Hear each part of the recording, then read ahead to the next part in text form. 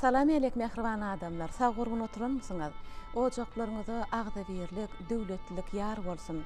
Öz pehim parasadyny adamzadyň beýik geljegine gönükdirip, dünýä nusgalyk işleri durmuşa geçirýän milli liderimiz mehriban arkadagymyzyň, hormatly prezidentimiz, arkadagly serdarymyzyň janlarynyň sag ömürleriniň uzak tutýan ähli tutumly işleriniň rowaç almaklygyny, awray mertebeleriniň yer ýüzünde mundan belent bolmaklygyny arzu edip edýär adamlar. Biz miras teleýaýlymyny Birleşen Milletler Guramasynyň Ilim, Bilim we Medeniýet baradaky ýürütüleşdirilen guramasy bolan UNESCO-nyň işleri barada milli toparyň sekretariaty bilen bilelikde taýýarlap size ýetirýän Türkmenistan UNESCO diýardan ýaýran ýollar atly gepleşigimiziň täze sanyny görmäge çagyrýar.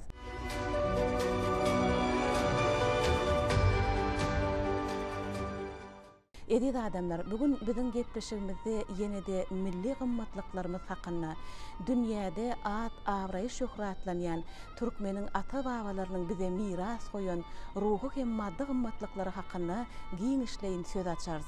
Ine şu münasibetli gepleşigimizde bir näçe mehmanlar gatnaşýarlar. Häzir men olar bilen tanıştyryp geçeýin. Ine Birleşen Milletler Guramasynyň Ilim, Bilim we Medeniýet baradaky ýürütüleşdirilen guramasy bolan UNESCO-nyň işleri barada milli toparyň jogapkär sekretary, Türkmenistanyň adatdan daşary we doly ygtyýarly ilçesi, Türkmenistanyň gahrymany Çınar Rüstemowa. Ine şeýle-de Türkmenistanyň halk artistleri Gülnar Nuri we hemde Murat Bayramgelliýew daglar. Hemimine Türkmen Döwlet Medeniýet Institutynyň mugallimi, halipa ýazyjy, dramaturg, Türkmeniň altyn asr beýatlaşygynyň bir näçe gedek ýeňijisi Kömek Koleýew. Şeýle-de Kömek agaň aňarýanyny sunugaty öwreniş ilmläriniň doktory Çaryar Jumaýew. Çaryar agaň aňarýanyna bolsa, Türkmenistanyň gahrymany Maya Kuleýewa adynaky Türkmen Milli Konserwatoriýasynyň ýanynaky Daňatar Öwezov adynaky Türkmen Döwlet Ýürütüleşdirilen Mektebiniň mugallimi, Türkmeniň altyn asr beýatlaşygynyň ýeňijisi Spartak Atakow daglar bugün gepleşigimizde gatnaşýarlar.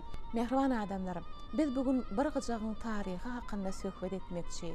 Ol bir gyjak bolsa-da, onda bütün milletiň ykbaly ýeter.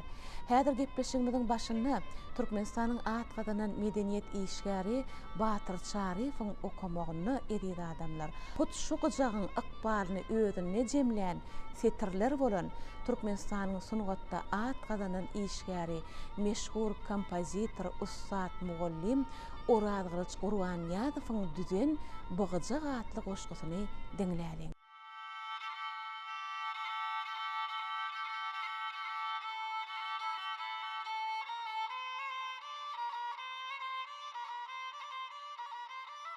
Meşhur Al-Seýitden ýadygär galan müňläp sazmyşdygyny ganran gyjak. Ençe halipalar eline heňleri bilbillek saýradan gyjak.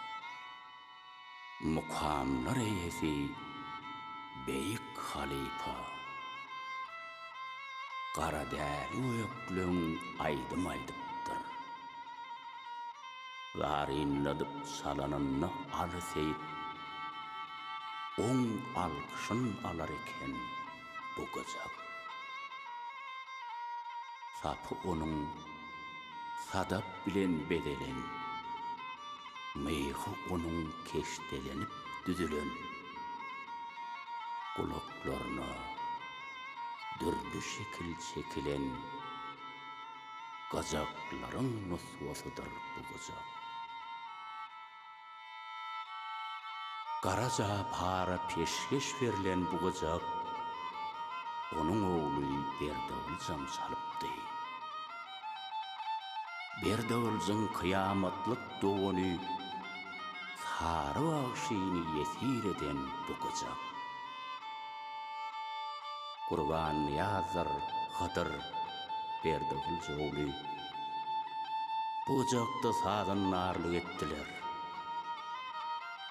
Dinleýijiň ýüregini paralap owazyny tabyn eden bu gyjak Menem sağalıkta bu senet bilen waradır nur berdäk gyjakçy boldum.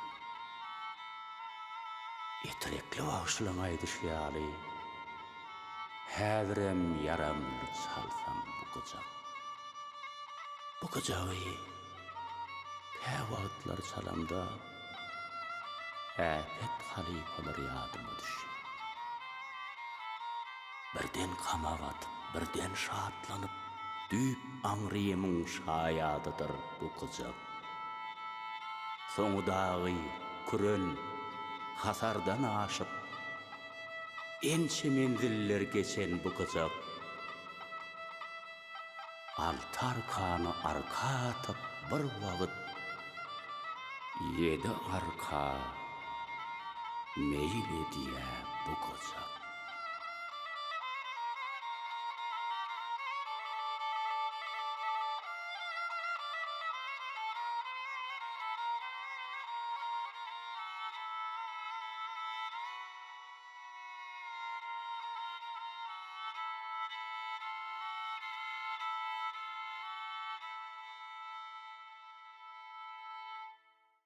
Ine Çınar Rüstemova şu gepleşiň meýilnamalarynyň çäklerini bir näçe gepleşikleri biz miras tele ýaýlymyna halkymyza ýetirdik.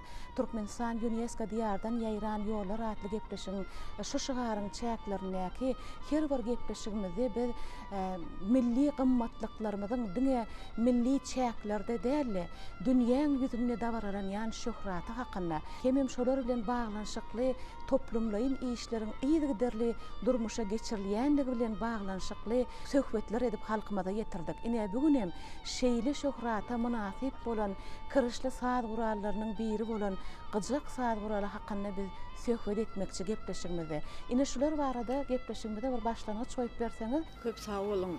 Hakykatdan da 2023-nji ýyl bir şanly sene öwrülip bizim döwletimiziň bir karar döwletimiziň täze eýamynyň galkynyş döwrüne laýtadyny şu ýyl ýurdumyzda arkada serdarly bahtiýar ýaşlar diýilip atlandyrylan bir şanly ýylda şeýlekem Birleşen Milletler Guramasynyň ýöriti resmi namasy tarapyndan tasdiklanyp dialog parahatçylygyň kepili hökmünde halkara ýyly diýip atlandyrylan bu şanly ýylyň çäginde geçirilýän uly şeýle şatlykly wakalar häzirki wagtda bolup geçýär. Bizim şoň canly şaýady bolup dursun. Bizim ýurdumyzda üstünlükli ýokary guramaçylyk derejesinde Türkmenistan Medeniýet we Sunugat işgärleriniň güni şeýle Biýik Türkmen şahyry Mahmuly Praýynyň şöhret güni dawaraly ýagdaýda bir bellenilip geçilip şatlykly dawaralar bolup geçdi. Şol bir wagtyň özünde ine Türkiýe dilli döwletleriň we medeniýet bir merkezleriniň biri bolan Türksoy guramasynyň halkara guramasynyň hem 30 ýyllyk dawarasy bilen baglanyşykly bizim ýurdumyzda Türksoy'un azad döwletleriniň medeniýet bayramçylyklary bolup geçdi.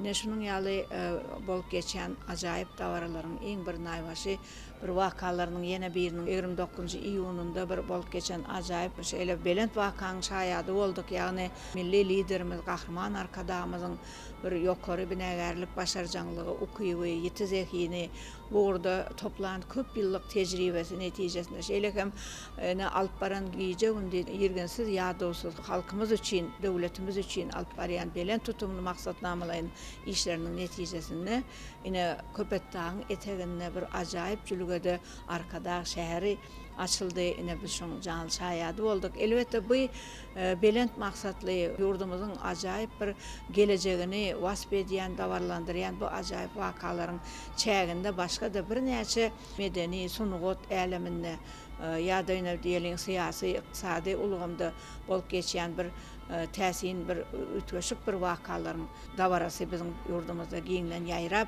basby ýetirler, öýtler köpçüliklen habar beriş serişdeleri arkaly ýerde geçirilýän bizim gepleşigimiz ýagny bizim milli gadymy senedimiz sunugatymyzyň naýbaşy bir saz gurallarynyň biri bolan Türkmen gyjagy, onda da bir tarihi döreşi babatynda biz ine ýöretine şuurda iş alyp barýan sunugatda at gazanan işgärlerimiz Türkmenistan halk artistleriniň gatnaşmagynda gepleşik hem Bizim yurdumuzda hazırki wagtda belent derecede dawarlanýan ajaýyp bir medeni insanperwer wakalaryň bir parçasy bolup durýar. Ýani Türkmenistanda Gahman arkadamyzyň, arkadaly serdarymyz Türkmenistanyň prezidentiniň alyp barýan medeni diplomatiýasynyň bütün dünýäde dawarlanýanlygynyň we o netijeler berýänliginiň ajaýyp bir miweleri berýänliginiň bir aýdyn şaýady bolup durýar. Ýani şu gepleşiň dowamyny biz häzir gyjak barada gurun edersiydiňiz. Gyjak bir elbetde gadymy türkmen saz uraly biziň türkmen medeniýetini, türkmen sunugatyny bütün dünýä bir tanadan, bir özü bir iki kirişlice bir kiçicek bir saz uraly özüniň mylaýym, ulaga ýakymly, ýürege ýakymly kalplary bir joşdurýan owazy bilen häzirki wagtda bütün dünýäni aýlanyp Türkmenistan döwletimizi garaşsyz gemişilip bitarap döwletimizi, bagtyar türkmen halkymyzy, türkmen medeniýetini we sunugatyny bütün äleme äşgär edýär. Elbetde türkmen gyjagyny biz türkmen dutarsyz göz öňüne getirip bilemiz. Gyjakda da aýratyn saz çalyp bu urly ýanky ençeme eserler döredildi. Ustatlarymız, gyjakçy, bagjy sazandalarymız ine bu arada biziň ýöretme şuurda iş alyp barýan sunugat ustatlarymız aýdarlar.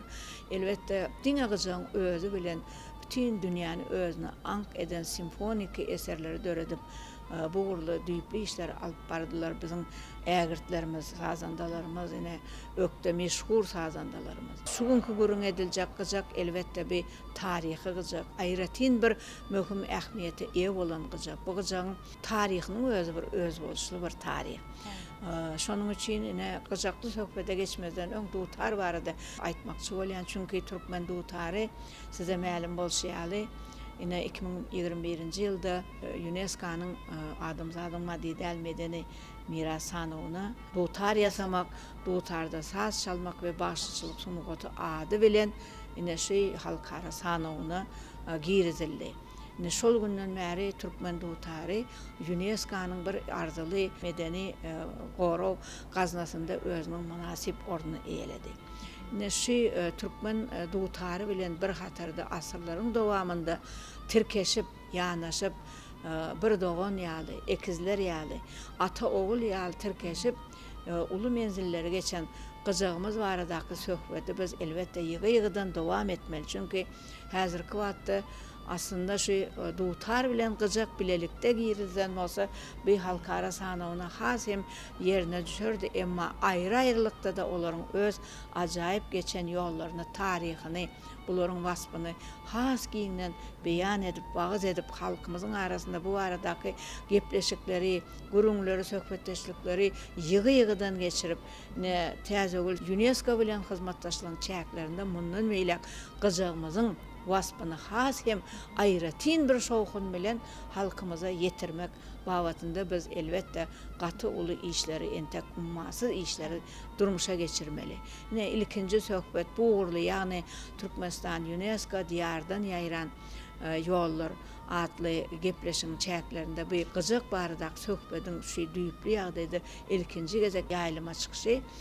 Şu pursatdan peýdalanyp men elbetde bir türkmen gyjagy barada. Onu da biz häzirki wagtda şuňky gepleşikde takminen 3 asyra goly gözüň göreji ýaly bir maşgalada. Onda da Türkmenistan sunugatda at gazanan işgäri meşhur sazandamyz büyük kompozitor Orazgylyç Gurbanýazowyň hut özüniň aty babalaryndan miras galan, üýtöşük bir gyzyl agaçdan ýasalan sadaply gyjak diýen meşhur ady eýe bolan bu gyjagyň ine taryhy barada, onun döredilişi barada, onu saklaýyşy, häzirki döwreçeli gelip ýetişi baradaky şuňky söhbetdeşlikde elbetde gurun ediler. Bu gyjak bir maşgalaň bir mirasy bolup durýar.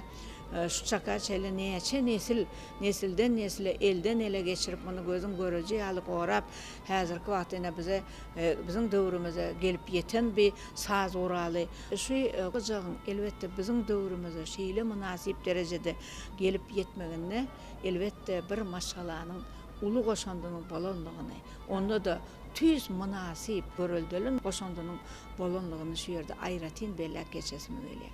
Türkmenistanyň halk artistleri ine Murat Bayramgeldiyev, Gülnar Nuriyewa ine bizim şunkı gepleşimize gatnaşýar. Biz bir sunugat ustatlarymyzy häli şinde ýaýlymda görýäs. Şirin owazlaryny dinläp, elbetde elmydama olaryň sunugat ustatlyklaryna guwanýas, boýsanýas.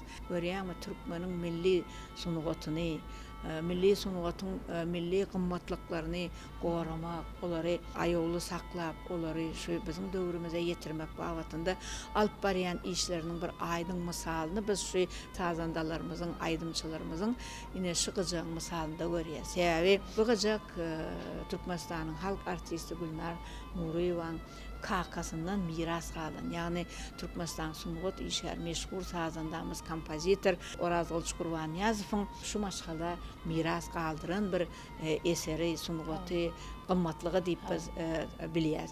Şonuň üçin mine edilşe maşgalada Türkmenistanyň halk artisti Murat Bayramgeldiyew ine şu maşgalanyň giýewsi däldi ogly hökmünde syýlanylyp şu gyjagy hut özü şunu gorap saklapdyr. Bir näçe gezek biz duştuk hem de bu arada söhbet ettik. Bu gyjaň taryhyny dinlediňçe elbetde köp zatlaryň üstaçylýa. Yani köp bir ajaýyp bir döwrüň wakalary, şol döwrüň taryhy bezen şahsiýetleriň ömri bilen baglanşykly söhbetler biri-birine uzap sepleşip gidýär. Ine şonuň üçin siz gaty bir haýyrly işiň başyny tutup häzirçe bize şu gyja gorap bizim döwrümize gelip yetmegine sebäp bolupsyňyz. Bu elbetde ilkinji nowatda siziň maşgallaňyzda terbiýelenýän çağalaryňyz üçin bir görelden nusga. Siziň kiňiz hem ine elbetde terbiýeçilik ulgamynda, bilim ulgamynda da iş alyp barýaňyz. Bu urda ýaşlara görelde bolmak. Şunun ýaly elden ele geçirip Türkmenistanyň gadymy medeniýetini, sunugatyny, senedini östürmek bagatynda siz köplere bir görelde bolarlyk iş alyp barýaňyz. Şunun ýaly alyp barýan medeni diplomatik uğurlu işleriňizde size ulu üstünlükler arzu edýär. Aslynda aýdanda köp taryhy wakalaryň canly şahyady bolup durýar. Diňe bir saz guraly hökmünde seretmeliler, muňa taryhyň şahyady hökmünde, geçmişimiziň şahyady hökmünde. Aslynda bu gyjaň dören ýeri bir özü bir mukaddes ýer diýip hasaplanýar. Ýagny beýik türkmen şahyry Gündoğaryň akyldar filosofy Mahtumulu Pragynyň doğulan ýeri. Şu ýerlerde 70-nji ýyllarynda belki de bu gyjaň owazyna ulalandyr şahyrymyz. Ine şol ajaýyp jülgede, ajaýyp mekanda dünýä inen gyjakdy. Şol dören ýeriniň taryhy, ähmiýeti eýeligini ilkinji nowatda bellek geçesmeli. Munyň ýaly gudratly saz gurallary gudratly topraklarda dörýär. Aslında Türkmenistanyň islendik bir künjegine barsaň, şunun ýaly ajaýyp gudrat bilen dören täsirliklere duşýas. Biz siziň bilen ülkemiziň vilayatlarynda häli şinde aýlanyp bu Türkmenistan UNESCO diýardan ýaýran ýollar atly şygar bilen bir näçe gepleşiklerimizi taýýarladyk. Halk köpçüligi bilen bilelikden şunun ýaly ajaýyplyklar elbetde seýrek duşsa da Türkmenistanda duşýar. Munyň özü Türkmenistanyň özü bir gudratly toprak diýmek bolýar. Şoň üçin bu gyjak elbetde nesillere bir taryhy gurrun berjek, söhbet etjek. Nesilleri şunun ýaly medeni mirasymyzy, ata-babalarymyzdan ençe masyrlaryň dowamında asly durky ýitirilmän, görýärmi? Hiç zaýa edilmän, bir ýerine şikes ýetirilmän. Şeýdip gözüň göreji ýaly edil yüregiň, kalbyň nädip gorulsa, şonuň ýaly goralyp şu döwre ýetirilşi ýaly biziň medeniýetimizi, mirasymyzy, ýadygarlyklarymyzy, şunun ýaly gymmatlyklarymizy gorap saklamak, olary şeýle bir aýowly saklamak, onda da hem gelejekki nesillere şunun ýaly bütöwüýlikde bir ýetirmek bagatynda terbiýeçilik ähmiýeti bolan bir mektep, bir mugallim diýsegem bolýar. Şu gyjaň ýene de bir başga aýratyn möhüm ähmiýetini bellek geçesmeli. İrki asırlarda, irki döwürlerde 3 asyr ömrü var bu gyjaň, 3 asyra boldy. Ýasalan saz gurallarymyz häzirki döwürde ýasalýan saz gurallarynyň düýpli özüniň hem hiltaýdy. Hem bir şun bir ýasamak ustatlygy bar, munyň bir aýratyn bir mehri bilen, söýgü bilen, bir zihin bilen, bir başarjanlyk bilen ýasalyş usuly bar. ana şol usulda yasalıp ılaytada şol dövrün ägirtlerinin şeyle acayip bir sunugottaki zihini singdirilen näşme. Yani ägirtlerin ruhu singen gıcak hökmünde muňa baha vermeli. Onda da häzir gurun bererler, gepleşige gatnaşanlar bu gıcak köp adamlaryň elinde sayran gıcak. Köp adamlar munyň elinde tutup munyň hakyky owazynyň, şunun hakyky mertebesiniň, derejesiniň şaýady bolupdyr. Diýmek, diňe bir ýaşaýyş, durmuş taryhymyz däl. Ýa-da ýadygarlyklar, miras taryhymyz däl. Eýsem, geçmişde medeniyetimizi östürmek, sunugotumuzy galkındyrmak, bütün dünýä ýaymak işlerinde bir ägirt uly goşant goşup, şol urda uly hyzmatlary bitiren sunugot işgärlerimiziň hem bir ömrüni beýan edýän gyjak hökmünde muňa seretmeli. Şeýle jemläp aýdanda bu gyjaň özü aslında giden bir akademiýa, giden bir konservatoriýa. Munyň özü bir giden saatçylyk ulgamy diýip muňa baha vermek bolar. Şunun ýaly ýeketek saklanyp gelýän gymmatlygyň elbetde gelecekde, onda da ýakyn gelecekde Birleşen Milletler Guramasynyň bilim, alym ve medeniyet meseleleri boýunça ýürütüleşdiren edarasy bolan UNESCO-nyň adamzadyň maddidäl medeni miras sanawyna üýtgeşik bir gaýtalanmajak senet hem sunugot hökmünde hem saz guraly hökmünde girizilmegini biz maksada laýyk diýip hasap edýäris. Hem de bu gurly işleri nesip bolsa gelecekde ine döwlet başçylarynyň hormatly prezidentimiziň berýän ýardamy goldawy bilen biz gelecekde muny elbetde münasip derejede bu işleri alyp bararys we dowam ettiririz. Şunun ýaly ajaýyp pursatda ýürekden çykýan bir alkyş sözlerim aýdasym gelýär. Ýani şunun ýaly bir ajaýyp döwürde milli mirasymyzy, milli medeniýetimizi, sunugotumuzy östürmek babatynda ummasyz işler alyp barýar. Medeni, tarihi gymmatlyklarymyzy goramak, rejelemek, olaryň gelecekde ine halkara derejelerini has hem beýgeltmek babatynda alyp barýan tutan ýerli maksatnamalaryň işleri, öňe sürýän başlangyçlary, bu urda gazanýan belent netijeleri üçin gahrman arkadaly serdarymyza tüýsürekden öz alkyşlarymy aýdýan. Elbetde türkmen halkynyň, bütün dünýä halklarynyň bir parahat ýaşamak üçin, howpsuz, durnukly ösüş bir belentlik derejelerinde ýaşamak üçin ajaýyp şertler döretip berýän gahrman arkadamyzyň hem de arkadaly serdarymyzyň alyp barýan işlerini mundan meýlek hem bir uly üstünlikleri hem beslenmeklerini tüýsürekden arzu etmek bilen olara uzak ömür, berk can sağlygyny ve gelecekde bir belent rowaşlyklary arzu edýär. Sağ bolun, arzuwlaryňyz hasyl bolsun. Şu gyjagy eliňe alanda adamda şeýle bir täsin duýgulary bolup geçýär. Ine şu 3 asyrlyk türkmeniň aýdymsaz sunugatynyň ussatlarynyň eline dil bitirilip halka hyzmat eden ine şu gyjak eliňe alanda sende uly jogapkärçilik döretýär. Bu gyjakda diňe bir adamyň däl, ençeme adamlaň saz sunugatyny söýenleň şu gyjagy ýasan ussan şeýle de şu gyjakda saz çalan adamlaň ençemesiniň ykballarynyň birleşip, zehininiň birleşip ine şu günlere şolaň ýürekleriniň owazy biziň şu günlerimize gelip ýeten ýaly şu duýguny ýadyňa salýar. Ine Türkmenistanyň halk artisti Gülnar Nuri we öz söhbetlerini belläp geçdi. Kakan diýileni men gulagma şu gyjagyň owazy gelýärdi. Edil şu pursatda şu gyjakda sazyň ýanglanmagyny hemmämiz isleýär.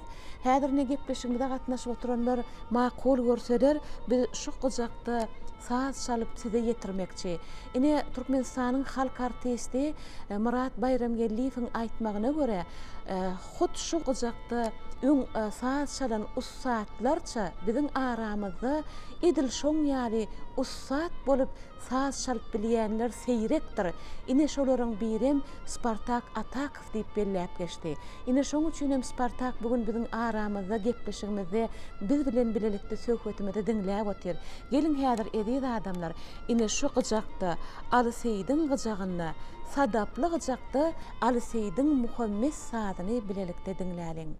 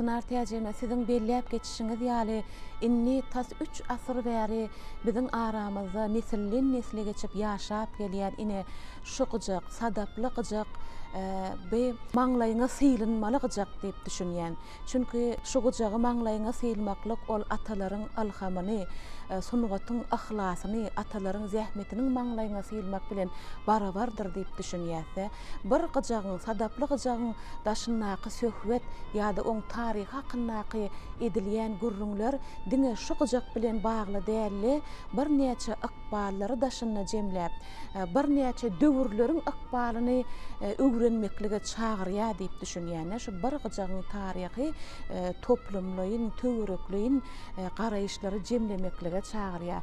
Ine biziň watanymyzda Türkmenistanyna ine bu gyjakdan öňürti kirişli saat gurarlarynyň ömrü nähili başlannyka, oň taryhy haýsy çuňluklardan gaýdýaka, halkyň özü hazyny, halkyň ojaklary ine siz gurrunňyzda aýdyp geçdiňiz. Bir maşgala sadaply gyjagy şu günleri gözüň göreji ýaly atalaryndan gelýän şu sadaply gyjagy geçirip gelýärler nesilden nesile. Eýýäm şu gyjak biziň bilişimize görä 7-nji nesliniň eline gowşuruldy. Bu diýilligi biziň taryhymyzy goramak, taryha sarpaly seretmek, nesilleriň taryha bolan söýgüsini, watanyň ogullarynyň gyýdlarynyň döreden, paýha seleginden geçirip sünnäläp döreden eserlerine bolan garaýşyny, söýgüni berkitmek hem onu dowam etmek düşünjelerini biziň türkmen jemgyýetimiziň arasynda has hem öwer boýuna galdyrýar. Ine şu gyjagada başlangyç beren taryh bar.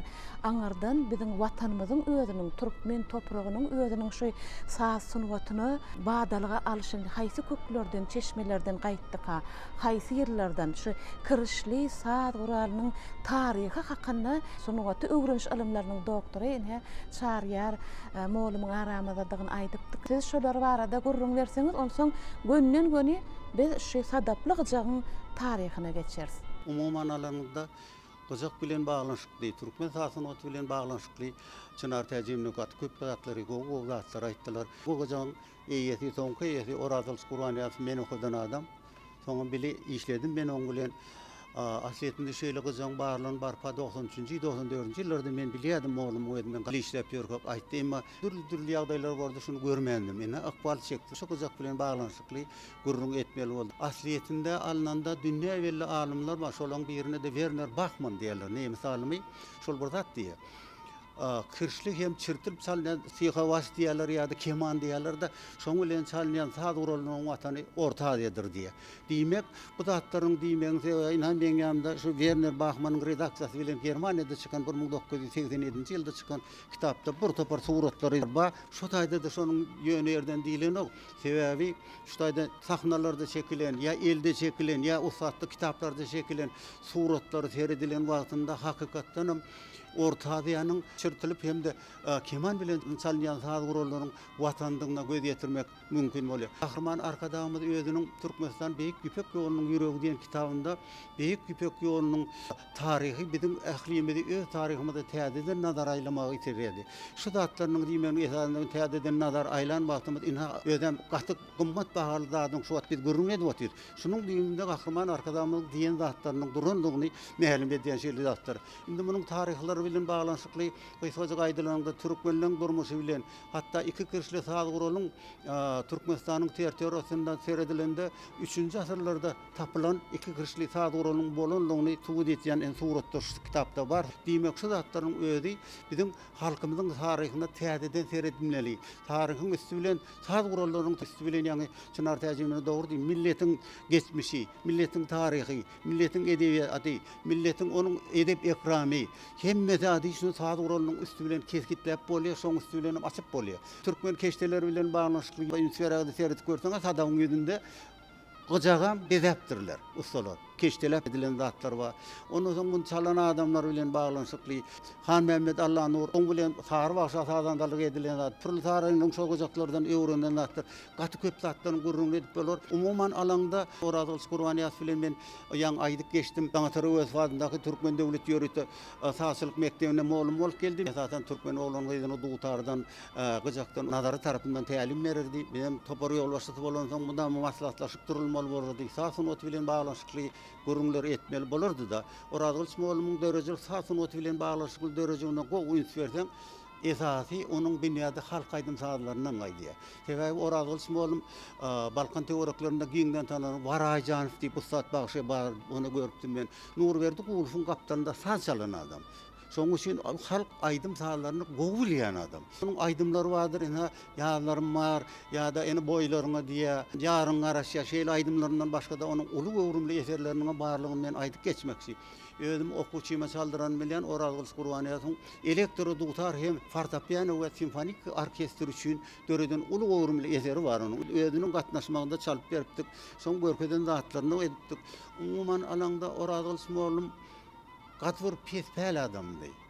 Şeýlerak bir wakany görüň berdi. Men ýadyma düşýär, şol 5-nji 6-njy synplarda okap ýörkem, onuň etrek tip bir aýdym bolardy. Şolary aýdyrdyk, akwal çekdi, şoň bile işläp ýörüň. Şu gurunlar edende bir zat diýsul. Meniň diýdi döreden aýdymlarymy daňatary we diňläpdir diýdi. Daňatar döwür diňläpdirdi, maňa jaň etdi diýdi. Inim sen gaty gowy zatlary ýatypdyň, gaty gowy edýäň. Şu zatlaryň dowam etkeniň sen. Näme kömek gerek bolsa da diýdi, aýsaň men sana kömek bererim diýdi. Türkmeniň belli kamba diýdi. Şol şey diýdi, welin oturup ağladym men diýe. Sebäbi men bir owdan gelen oglan Daňatary we Türkmen zatynyň uly şahsyet bolan adam. Şol maňa şey diýensoň, "He, men pikir etdim-de, mende de bir zatlar bar bolmaly." Yazsam bolayjak ýaly. Şeýle rakatlar görüň ederdi. Iň gowanýan adam Gülnar gyýdyna gowanardy. Hadiýa meniň gyýdym diýe dünýä kompozitorlaryny, Türkmen kompozitorlaryny, Rus kompozitorlarynyň eserlerini gaty gowy edip aýdýa. Men şoňa begenýän, meniň özümiň edip bilmedik zadymy men gyýdym etdi diýip şoňa begenerdi. O arasa kalply adamdy. Bolmaýan adam bolanok diýdi şol.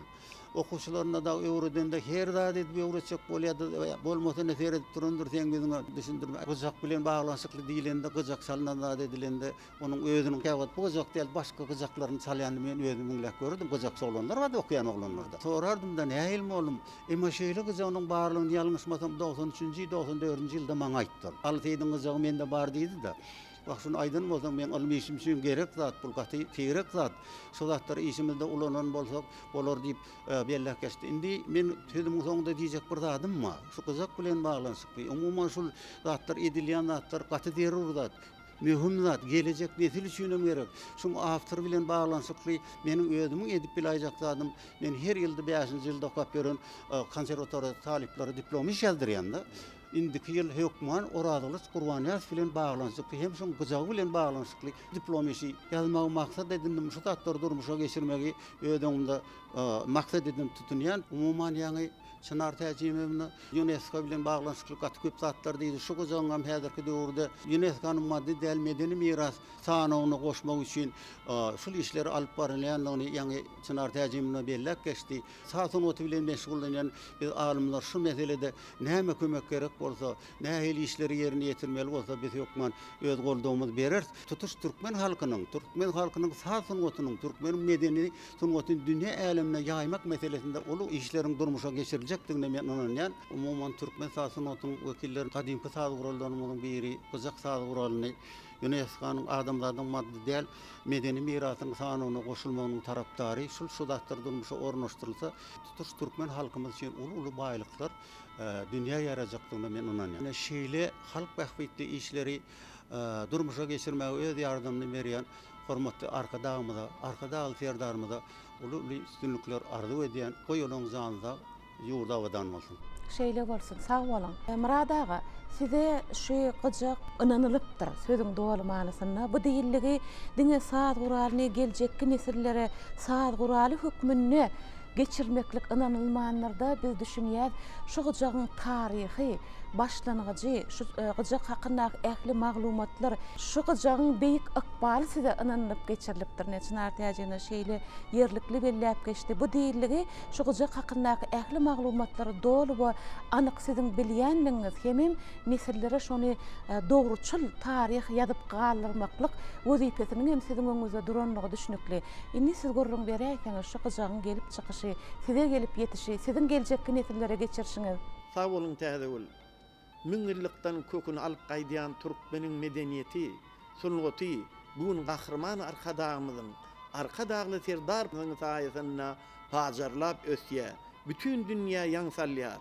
Türkmen halkynyň gadma dutary, gyjagy, olaryň owazlary biziň damarymyzda, kanymyzda aýlanýar. Şol 2 seneden asyrlardan asyrlara, nesillerden nesillere apalap gözünün görücü ýal saklap gelen bagşylary, sadandarlary ýatlaman geçsek asla yerliksiz bolar diýip pikir edýärim. Olardan Ara däli Göklüň, onuň halifasy Ataşyh diwana bagşy, Ali Teyit Gajakçy, Han Mehmet Gajakçy, Allah'ın Urustanyň atasy ilarasynyň hany diýip at berilýän eken. Anne Meňli bagşy, Atamurat bagşy, Tapar Süýrentki bagşy, Molla Gowunç sadanna, Allah'ın Urusta, Kara Japar, Edber Gajakçy, Ara däli Göklüň, Ali Teyit bilen toýlarda saat çalyp aýdym geçen. Men şu tarihi ýatdan çykmajak söhbetleriň 3 bölesiň gelýär. Şol bölekleriň esasy Ali Teyit, Türkmeniň bir dazma dutaryny şol ýasap, şol gyzyl agaçdan ýasap, bagşyçylyk ýoluny öwredip gelecekki nesillere, atyrlardan atyrlara Türkmeniň baý medeni mirasyny öwreden şol Kara däli Göklüň barada. Kara däli Göklüň barada aýtsak, olum şol Sowrollu obasyndan dogulan, ol Kara däli Göklüň özadi Hydyrguly. Onun şol şeýle ezber çalyşyna, onun barmaklarynyň peýkam ýaly şol türkmen sallarynyň, türkmen heňleriniň, türkmen aýdym sallarynyň şeýle bir iňçe tiltimlerini şeýle bir halka ýetirenine şol halkyň ýüregini para edýän zatlar üçin oňa garajoglan soň bolsa ezberligine, onun toýlardan toýa gidip, diňe toýlarda däl, töweçlerde de şoň çalyp şol Türkmen ýigitleriniň şol töweşe gidenine bir watan mukaddesliklerini, watanyň gymmatlyklaryny şol öz sadyny eden üçin Kara däli Göklüň diýip şoňa at beripdirler. Şoň üçin Kara däli Göklüň bilen Türkmeniň gadma dutary bilen hem gyjagy hiç aýry men gödöňüne getirip bilem ha. Sebäpden şol döwürde şol adamlar, şol halifalar, şol gelecekki nesile nusfa bolup, gelecekki nesile şol dutaryň, halkyň bir türkmeniň bir medeni bir baýlygy, bir ýetip bolmajak baýlykdygyny şol gyjagy şol apalap saklap, şol apalap şonu ýasap, şonu döre düşüne men şu adaçel akıl getirip bilem ha. Çünkü aýdanynda şol oraly halifa şunu gurrun edenine men agym tutup dinledim. Sebäpden munyň aňyrsyna umman ýatyr. Türkmeniň medeniýeti, Türkmeniň sungaty, Türkmeniň bir baý mirasy şunu çalýan sallar Kara däli Göklüň bolsun, ýa Ali Teyit bolsun, ýa Kara Japar bolsun, ýa Berdigilich, ýa Gurwany, ýa Oradylyç bolsun, şu sady aňyrsyna jikmeji şol her bir sadyň çinkäp çalmagyna gyjak senediniň, dutar senediniň şonuň dogry çalmagyna Ali Teyit'in hem de Kara däli Göklüň uly orny bar diýip aýdyp bilýän. Sebäpden Kara däli Göklüň öz şägirtlerini öwredenini şol gaýtalap çalanyna ýalňyş salsa ýene täzeden gaýtaladyp. Şol bärde aňyrsyna çuňurmany bar diýmek, şol gelecekki nesile ýoýulman şol hak saatlaryna aýdalyň Kara däli Göklüň ýany ýannym diýen sady, ýa başga saatlar Sowrollu diýen sady, ýa da beýlek saatlary Teşnit diýen saatlar. Şo saatlar şo gelecekki nesile düýük atly şol atly nusgasyny geçsin diýip şol öz şägirtlerine ünnäp aýdypdyrlar. Inni gyzyl agaçdan ýasalan şol Kara däli Göklüň dutarynyň tapymda Ali Teyit'in şu gyzyl agaçdan ýasalan gyjak barada birazjyk durup geçesi gelýär. Mümkin bolsa men şonu elim alyp şonu düşünürsem yerlikli bolarmy diýär. Şol gyjak barada aýdanmazda Kara däli Göklüň Ali Teyit onuň Allah'ın ulusta bir toýa bar ýakalar birun Ali Teyit diýär, ine şu ýerlerde diýär, şu gödül tebigatda Tummoryň magsumy pragynyň delilini geden topragyny mukaddes toprakda diýär, şu töwereklerde ýaşap geçen adamlar diýär, şu topraga begenip, şu toprağın gödölligine, şu tebigatyna begenip diýär, şol toýa gidýäkle gurrun edýär. Şu diýär, şu tarapda diýär, bir wagtlar diýär İskender Zulkarnaýy ştaýda töweşe gidenine diýär, ştaýda düşläpdirler, görýäňizmi diýär. Öküz düzüp diýär, azal turan ýerler keşler, henidim dur diýär. Näçe atal ýyllar geçer dur diýär. Şol İskender Zulkarnaýy diýär, töweşe gidenine de goşullar diýär, ýaragynyň tiýigi bilen ne gumgazyp derkim bir goşugy jalyp şol dünýä nekeller. Onuň näçe goşun nüňläp bolsa şu depe bolup gidýän eken. Men gurrun et parýakalar diýär, moňjukly depe bardylar diýär. Ine ştaýda biziň ata-babalarymyz ýaşlan, ýarlykda şu dowr wagt terip ýören şahirler, aýdymçylar ştaýda bolanyp gurrun et. Ahyrda gelip diýär bolar diýär, toý ýere ýetdiler diýär. Merkede üýçükde emmedi diýär, garaşyp otyrlar. Kara däli Göklüň gelipdir, Ali Teyit gelipdir, Allah'ın usta gelipdir diýip de hemme de toýda adamlar begenişip diye bulur, emme düşöpçe yarıp diye karşıladılar diye. Yine toy gidi o tuyurka diye, ara değerli göklüm, 5-6 sanak aydım ayttı diye. Onun adamlar, men size bir kan vaktinizi almayın, işte bir dem dinç vereyin, Allah'ın uğru, Al-Feyde diye ayttı diye. Yine şu dutarın men tarihini aydan ne ayttı diye. Şu dutar, Kızıl Ağaç'tan yatalan ne ayttı diye. Şol döwürde Dağhan'ın 4 tane oğlu bolar. Bir oğlu Hasar, bir oğlu Sünt diye ortancısı, inkisem Tummor eken diye. Şolur diye, şol yaşap yorka diye, şolun Tummor diyen oğlu halına falan olmalı. Şol Meditli Baba Çeşmesi'ne gidiyor. Onun şol koşun gelenine de şol koşun Han'ın kıydı diye elmidamı şol tüveşmeye de kılıç bilenim, at üstünde de nayrat manada şeyli ezber ekenine şol Han nire gitse tüveşe gitse kıydınak ediyen eken. Yani keniller öyle. Onun bulurum diye keniller öyle şu dağı var yağlar diye. Meditli Baba, şol çeşmenin boyuna var ya. Onun bari alır diye, ay doğup diye, yıllar Petrep diye bir şeyle bir ovudun tevirat diye, Fereste diye bir ovudun oğlunu, ağ telpekli, ağ ışıkta diye, çeşmen boyunu yatır diye. Şol fırsatta diye bunun yüreğini, kalbini, şunu bulan diye, duygu döredi diye. Şol fırsatta da yüreğini diye, ot döredi diye. Olur diye, yalvar, münacet ediyorlar. Dedi diye bir diye, darağıta uğur diye. Şolun hak aşığın diye, dileğini yerine getirdi bir, İkisi birik diye, bir de kursoklarını kısılıp diye şu darağıta öğrülü diye. Yine diye şol diye, şu Kızıl Ağaç diye. Şol rivayetten ne şu men dutarımın sapam şonunun niye?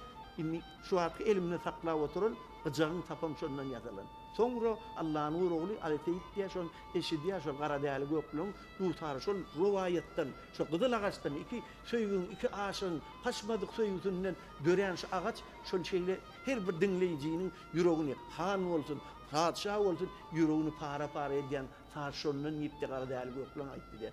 Şonuna diye atam niye aydışı al kara değerli göklüm talı verişi al barıp diye şol Kızıl Ağacı takıp bir kucak getirip yine şu kucağı diye yatadık diye.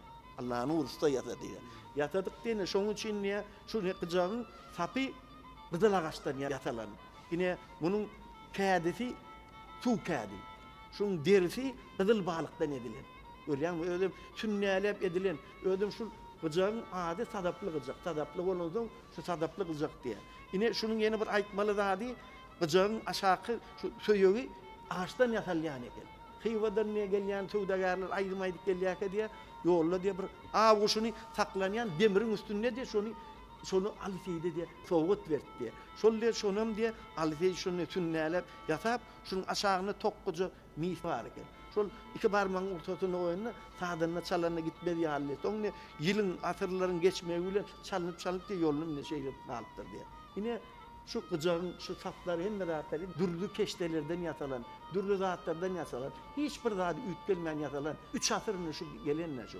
Şunun için men şu ayda aytacak olan adım Al-Feyde'nin şagirdi hem sağdan nafi Allah'ın uğur Halil Mehmet oğlu. Şol Allah'ın uğur Halil Mehmet oğlu şol Al-Feyde'nin yani kara değerli göklünün yani şol çalıp hem usta olup hem çalıp şu sağ dur hallerini öğrenen adam. Onun Karaca para geçeni, Berdiğlice geçeni, Berdiğlistan on oğlu Urvaniya'da on oğlu Uradığlistan geçeni şol Uradığılcağın kut ödülünden eşittim diye kara değerli göklünün Al-Feyde Allah'ın uğurda el müdamı etreve gelenlerine birinci şol Karaca parın öyüne var yani kalır. Ezver gıcakçı olur yönü kara değerli göklünüm, Halil Mehmet Hanovum, hem Allah'ın uğurluğum, hem gıcağı, hem dutarı ustaatlık bilen yerine getirip çalıp bilyen ekel. Ezvet çalıp bilyen ekeller. Saat çalıp diye bütün gece diye şu Türkmen saadını, Türkmen henlerini gıcakta dutarda aydım diye oturuyorlar diye. Şonuna diye atama diye Karaca para şol diye Al-Feyde şu gıcağın peşkeş verilenine. Koşkuda da bu gıcak değillerine şon Al-Feyde'nin şol Karaca para şon ustaat bilen çalyan için şu yüreğinden Türkmen sahalarını, Türkmen henlerini hiçbir ütgetmeyen şonun bir doğru çalıp ezber çalışına şon güvni etip şu gıcağı veriyor. Karaca pardan ton Allah'ın ustanın oğlu Halil Mehmet gıcakça geçiyor şol. Halil Mehmet gıcakçam oğlu hala gıcak getiren Halil Mehmet usta diyorlardı. Bir dövrde şu men yan aydıp da 18. asırın ahiri 19. asırın başında kara değerli göklün Karaca par onun Al-Feyde Allah'ın oğlu Halil Mehmet Hanov diyeni şol dövrde yaşan olsa 19. asırın ortalarında 40. yıllarda son 50.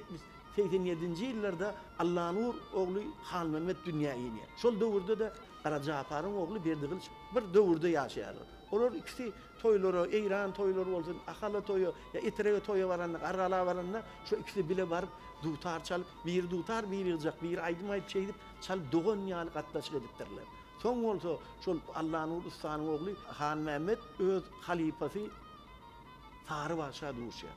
Sarı Başa duşanna şonda diýär Sarı Başa diýär Han Mehmet diýär oğluna pürlüğünü bir tarafına oradı bir tarafına oturduya da çallıya diye Han Mehmet diye çallıya bir saat çallıya sonra alfili muhonnetini çallıya onun diye Han Mehmet diye ne hemşin ya qarranlı mezaliden sahar vakşı diye sen ne hemşin ne men oğullarım çallıya velnedi men hiç birken duyamak diye sen şunu çalyan velle menni yedi arkam anırayım men gödöňden geç para diye bunun diye sırrı näme diye ondan şol Helki Karadağlı Gökkulun aydın şu Kızıl Ağacın rovayatyny şonu gurrun edip berýär. He diye onu diye gudrat görjek bolsaň dağlara var dağlara diýip aýdylar. Dogry eken o diye.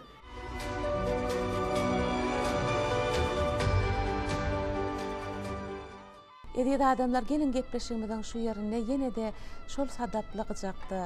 Tasine 3 asry bäri biziň aramyzda saklanylýan, geljege miras goýulýan şu gymmatlygyjakda Spartak Atakowyň çalmagyny Aly Seýidiň Batyr Karaw sadyny bilelikde diňläliň.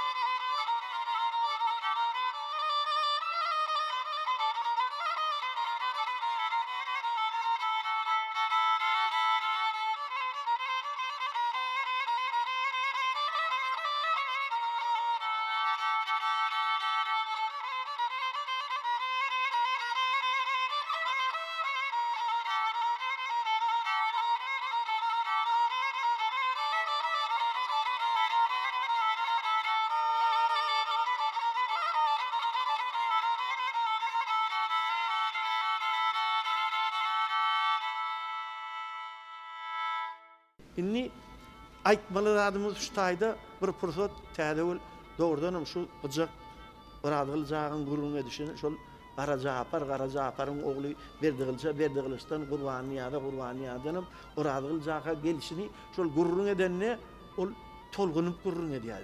Sebäp diýende şol soňky pursatyna dünýeden gaýtmadan öňe bizi çağırtdy günler ekende oturtdy diýdi. Murat Jani çol ýokardaky sadaplygy jab ally. Allah onuň esaýlyk bulanşyny açdy da şeýle sypalatda diýdi. Hawa diýdi. Rogujak diýdi.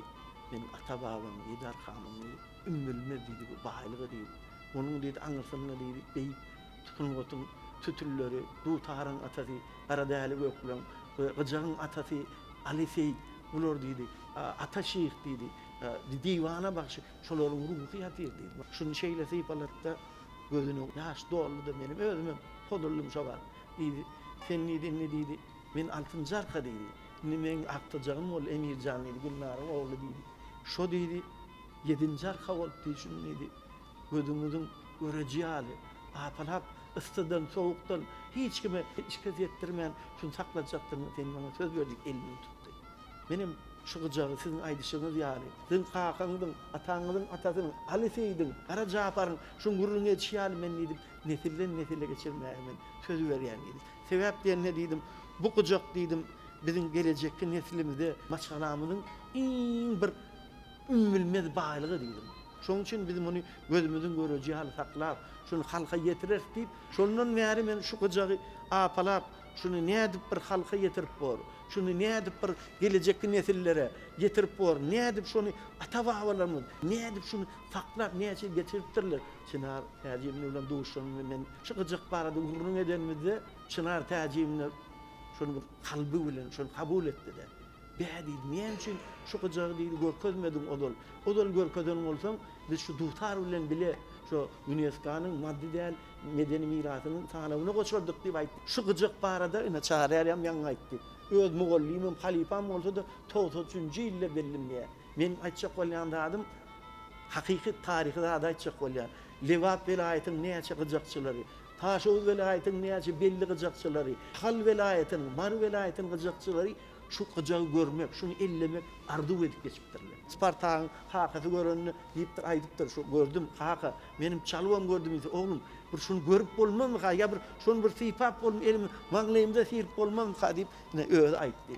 Şoň üçin şu matky edilýän zatlar türkmen halkynyň baý medeniýetiniň, türkmeniň medeniýetine beýik şahsiýetleriň bolan her bir döwleti, her bir milleti onuň beýik şahsiýetleri bilen, beýik işleri bilen Molla Nefes ýaly, Magtum Hulyaly, Delili ýaly, ya Qur'an nazar edili ýaly, Mayyamaya Kuliýewa ýaly, Anna Gulanna Kuliýewa, Amal Gul Mehmet ýaly, ya Kara Japar ýaly, ya da Ali Seyit ýaly, şol ýaly beýik şahsiýetleri bilen tanalýar. Şolaryň sunnatyna sarpa goýulýar. Diňe türkmen iýilinde däl, yer üzünde. Bu zatlaryň hemmesiniň sakasyna da biziň gahrman arkadamyzyň, arka dagly serdar biziň halifa şägirtlik ýoluny ýöretmek barada her bir ünnäp aýdan ýygnaklaryna şu zatlar men göz öňünden geçip gitdi. Şu zatlar biz gelecekki nesile gözümüzün görejä ýaly apalap, gelecekki nesillere, asyrlardan asyrlara, nesillerden nesillere türkmen azma dutaryny, türkmen gyjagyny şonu ýetirmek bizim borcumuzda düşüpdir ýar. Medeniýet sunat işgärleri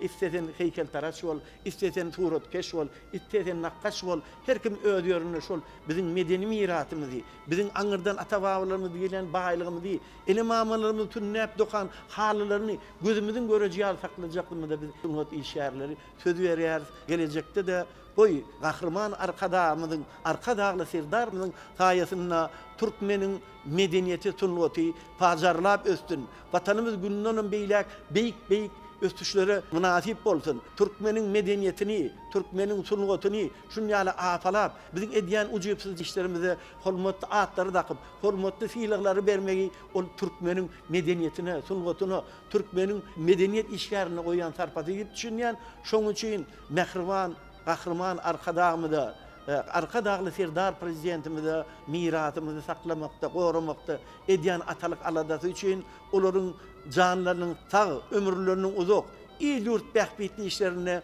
rowaşlyk arzu edýär. Sağ olun.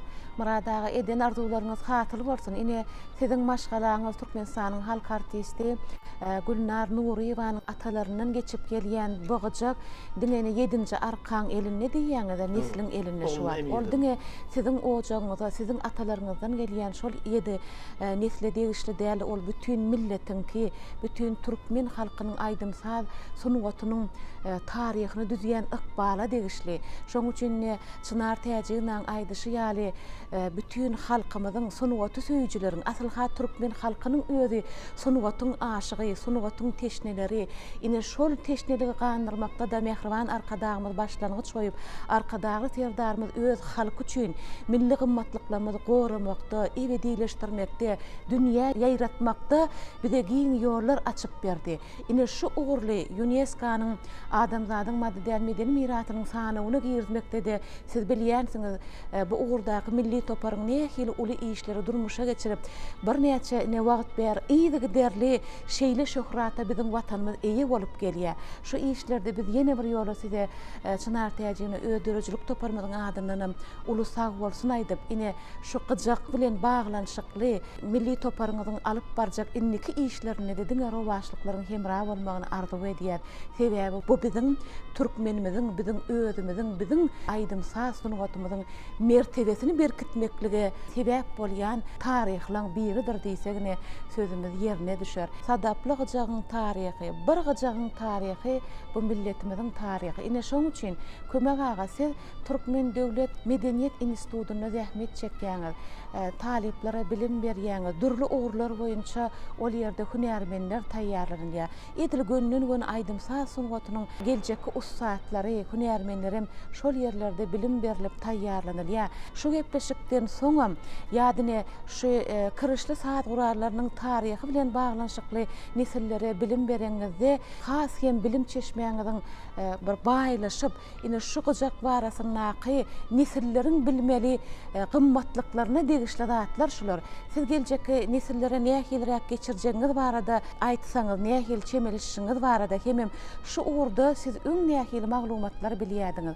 Bular barada aýdyp berseňiz. Qaty oňa işiň bir haýyrly işiň, bir sowa işiň uğruna çykypsaňyz da Çınar Täjiňe gatşy türkmeniň bir bir göz guwanjy bolan şu dutar gyjagy şu zatlary bütün dünýäň bir öňüne şu zatlary bir wagt etmek, şu zatlary görkezmek bir gaty ullakan işte.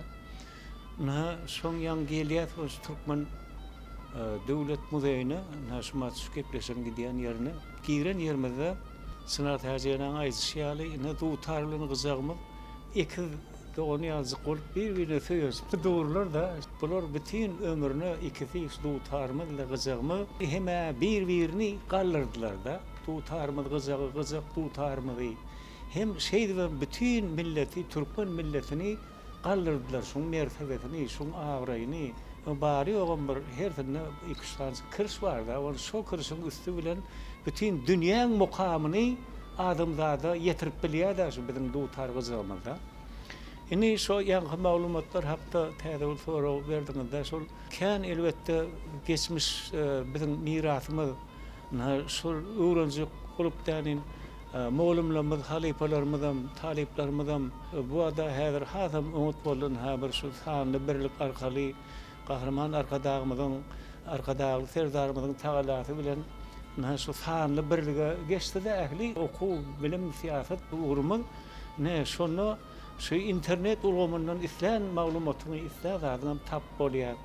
Ýöne men şu könüden eşiden, könüden okan bir zatymyň özüm hutşy gyjak hakynda da, türkmen gyjak hakynda, şu döreş hakynda bir gysgaça bir käbir zatary ýadymda galanlaryny bir aýdyp berdim diýär. Kän görnüşli rowaýatlar bar şu gyjagyň döreş hakynda da. Ýöne şolaryň hemmesi diýen ýaly gelip şu Türkmen toprağı bilen baglanşdyrylýar. Näçe asyrlar aňyrdan tapylanan bolsa, şariýatyma ýangaty o zatlar aýtdy da şu bar topragyny tapylan köne ýüzündäki suratlarda şu biziň dutar gyjaklarymyzyň suratlary saklanıpdyr da bar da. Şol dünýä belli alym şu Türkmen topragyna ýetişen Al-Farabi ol diňe alym däl ol şu saz ornunyň ýürüýte kitap dürüden ýazan adamda. Ne şonun şu gıçağı ilki şu yatağının hakkında da maglumat rivayetler bar da. Ana bir irin üstüne bir ağır yağı dökülýärde şu yağdan gutulacak bolup bir oluncuk gula gyýjagaş kizicik kitap şu başka hiç kasara gidenlere yer tapman bir ulakan ağzın kögöğü var ekenlerine. Şoňa giripdirler bizlenip şeydip aman galýarlar.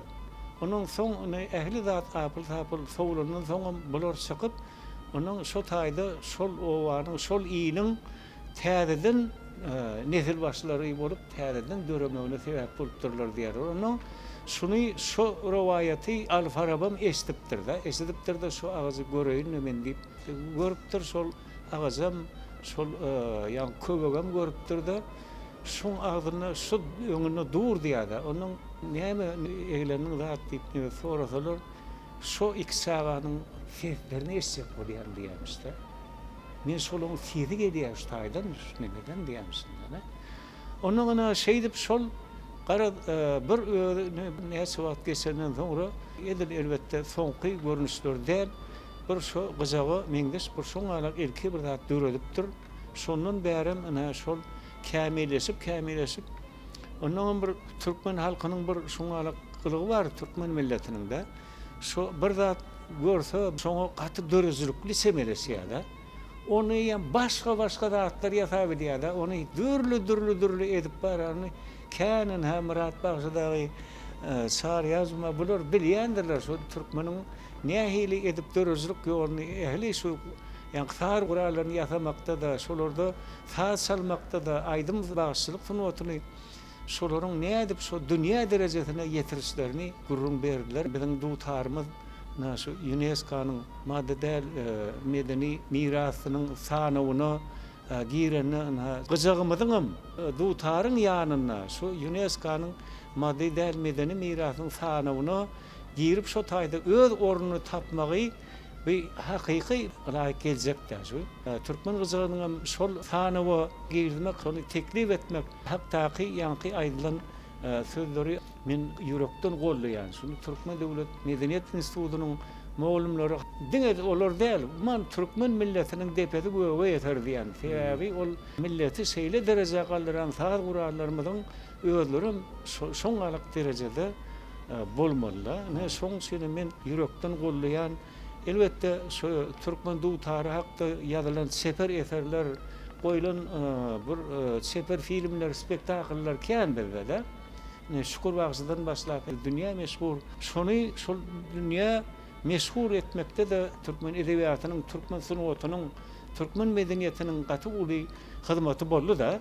Ene şol hyzmat biziň gyjagymyzda da gerek şu türkmen gyjagy hakda da şoňalyk oňat filmler, oňat bir spektakllar, sefer eserler dörediler diýip umyt edýär. Bizem şoňa elimizden gelen gollawy öz ýanymyzdan berer türkmen halkynyň göz guwanjy bolan şoňalyk zatlary bir bütün dünýä wagt etmekde.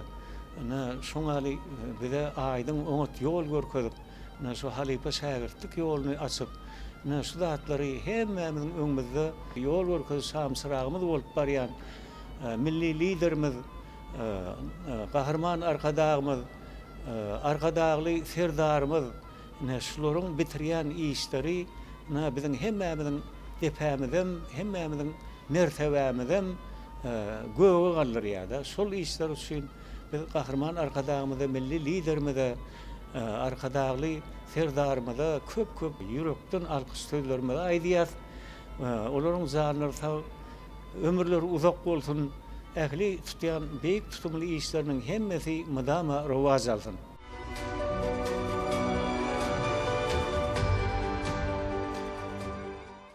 Biz adamlar yenede Spartak Atakowyň ýerine ýetirmegine çalmagyny Ali Seýidiň Aý Jamal sagynyň diňlärin.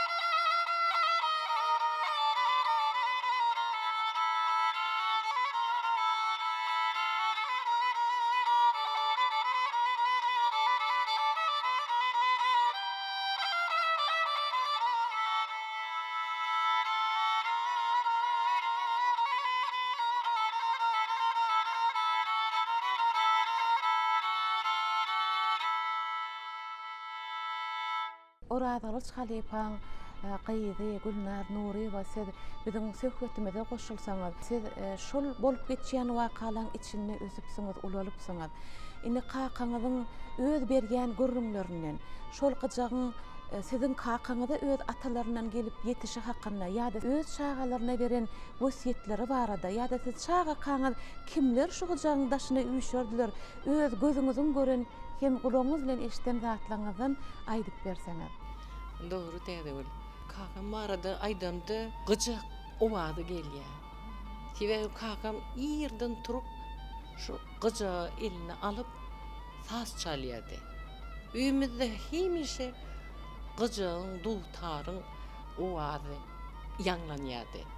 Belkem şu zatlary men ganymda-da, şoň üçin men sunuwata özümi berdim.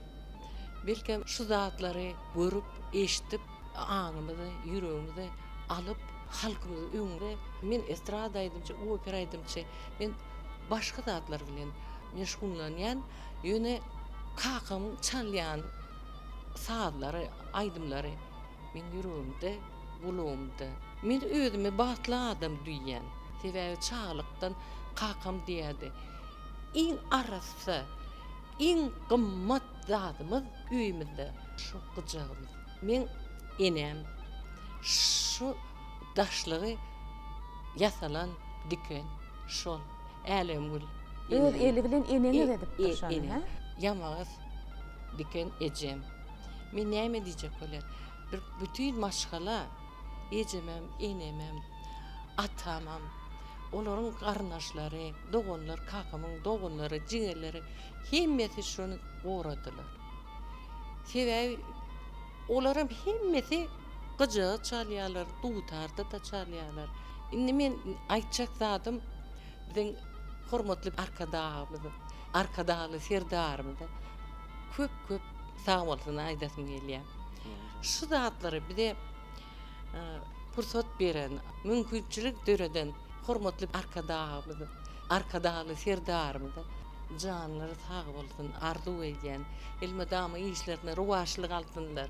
Gıcak, dutar, hemişe diňe toýlarda ýanglanýar. Şu gıcak arzu edýän elmadamy toýda çalynsyn, ýanglansyn. Sağ bolun, aýdanyňyz bolsun. Ne täze olup şuňky gepleşiň hakykatdan bir ajaýyp bir çuňur manysy bar, ähmiýeti bar. Mundan soňky gepleşiklerde, ýani bu urly gepleşiklerde gyjak bilen dutaryň sazaşykly ömrü barada hemişe bilelikde söhbeti dowam ettirmeli. Gadymy asyrlar boyu ata-babalardan miras edilip nesillere yetirilen gymmatlyklary gorap saklamak bol gaty bir jogapkärlik iş, bir üznüksiz zähmeti, ýergensiz aladany tagalan talap edýän iş bolup durýar. Emma şol goralyp şu döwre getirilen bu gymmatlyklary ýanky wagyz etmek, munyň tarypyny ýetirmek. Bu aradaky halkyň bilýän maglumatlarynyň üstüni doldurmak.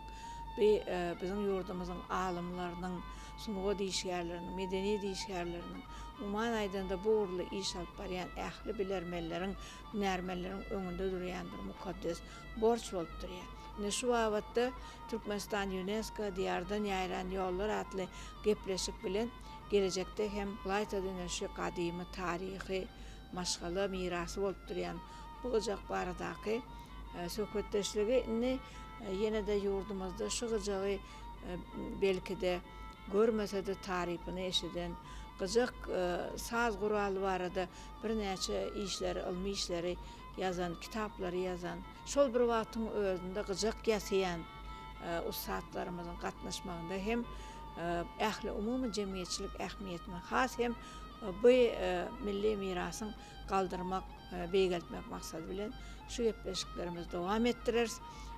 Bu gepleşikler elbetde gelecekde biziň milli gyjagymyzyň hem UNESCO-nyň adamzadyň maddi medeni mirasynyň görnükli bir nusgalyk bir sanawyna girizilmeginde bir özüniň ähmiýeti bolar diýip men umyd edýärin. Çünki näçe taryp etseň de ýene-de bärden gaýdylýar. Näçe wasfyny ýetirseň de ýene-de kemter bolup durýar.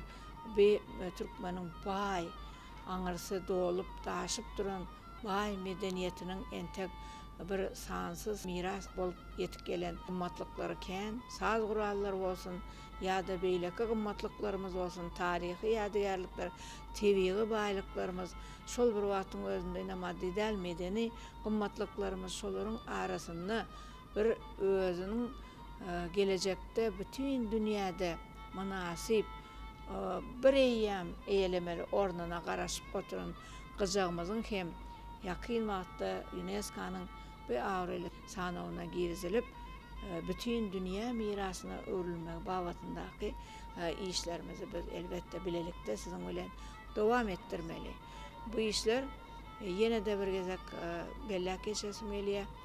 Bizim Türkmenistan qaraşsız hemişelik bir taraf devletimizin qaraşsızlığının ençeme yıllarını hut kahraman arkadamızın özünün uğurlu yazan çeper eserlerinin ya da bize miras koyan düyüplü bir ilmi çeşmelerinin içinden eriş argaç olup geçen kımmatlıklar olup duruyor.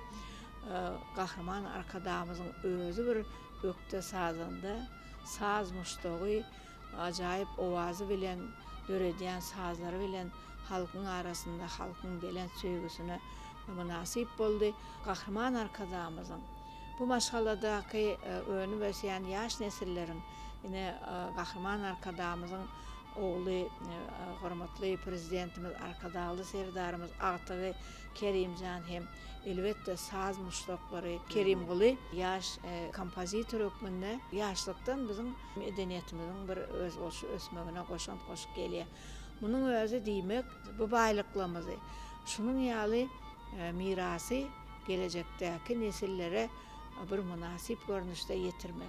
Hem de nesillerimizin hem kızın sazı bilen, ovazı bilen, dutarın ovazı bilen, sazı bilen terbiyelenip, onların bir milli diplomatiya, uğurlu hünermen olup yetişmek, yani İslendik bir dünyanın çalışırımlı meselelerini şükür bağışı kimin, bizim ustadımız şükür bağışı kimin eline dutar alıp, ya da yine aydımı bilen, sazı bilen, medeniyeti bilen, sunuğatı bilen, şol şaşırımlı yağdayları oňoýly çözgütler arkaly bir yankı çözüp halkların bähwidine, yurtlaryň bähwidine tutuş, adamzadyň bähwidine dogry gelýän uğurlar boýunça ýeňişleri gazanmagyna bir uly bir saldamly goşan hem badalgy bolar diýip men umid edýän. Saz el madama saz bilen söhbeti yaman diýmeňler adam ata hovene dörende vardır.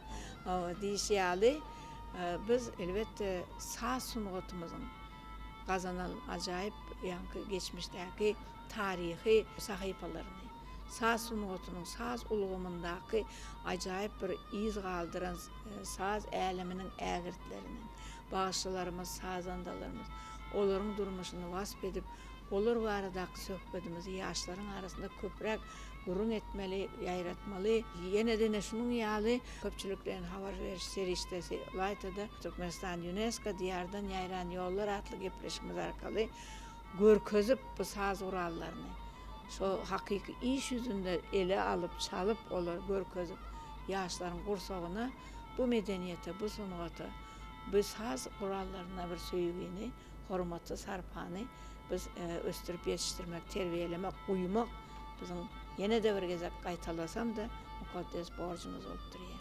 Şunun ýaly pursatda Türkmen halkynyň milli medeniyetini, milli mirasyny östürmek, olary dünýä ýaymak, ösüp gelýän ýaş nesillerimizde hem bu milli mirasy gorumak baradaky ajaýyp endikleri terbiyelemek babatynda ajaýyp uly işleri alyp barýan kahraman arkadamyzy, arkadaly serdarymyzy, tükönüksiz bir alkışlarymyzy ýene de bir gezek aýdýas. Goý milli liderimiz, kahraman arkadamyzyň, arkadaly serdarymyz, hormatly prezidentimiziň janlary sag, belent başlary aman bolsun. İl ýurt bähwitli tutuş adamzat ähmiýetli alyp barýan meýilnamalaryň, belent maksatnamalaryň işleri elmadama rowaşlyklara beslensin. Sağ bolun. Çınar täjine arzuwlaryňyz hasyl bolsun. Ine mehriban arkadagymyz aýdýa, biz diýe beýik eserleriň hemde şol eserleri döredenleriň öňüne baş egýärsiýe. Ine şeýle öňüne baş egerlik eserlere degişlidir ine şu sadaply gyjagyň özi. Türkmeniň saz sunatynaky gyjagyň biziň ykbalymyzda türkmen jemgyýetine adamzadyň ýaşaýyş durmuşyny, ruhy dünýäsini tutýan orny barada has dowamy söhbetler edip bolar nesip bolsa ine siziň belläp geçişiňiz ýaly. Mehriban arkadagymyz bize şeýle gymmatlyklary hiç ölmez gitmez gymmatlyklary miras goýup bilen atalarymyzyň öňüne baş egip şol ýörelgänem nesilleriň öňüne uly bir wagt edýär, wesiýet edýär. Şu uğurda mehriban arkadagymyzyň arkadagly serdarymyzyň öňümizde goýan wezipelerini ugur edinip, maksat edinip ine Birleşen Milletler Guramasının ilim, bilim, medeniýet baradaky ýörüýteleşdirilen guramasy bolan UNESCO-nyň milli toparynyň sekretariaty beýik maksatlary öňüne goýup halkymyzyň adawraýyny şöhratyny has hem dünýä ýaýratmakda biziň döwlet başdanmyzyň başdanlygyna bir näçe işleri durmuşa geçirýär.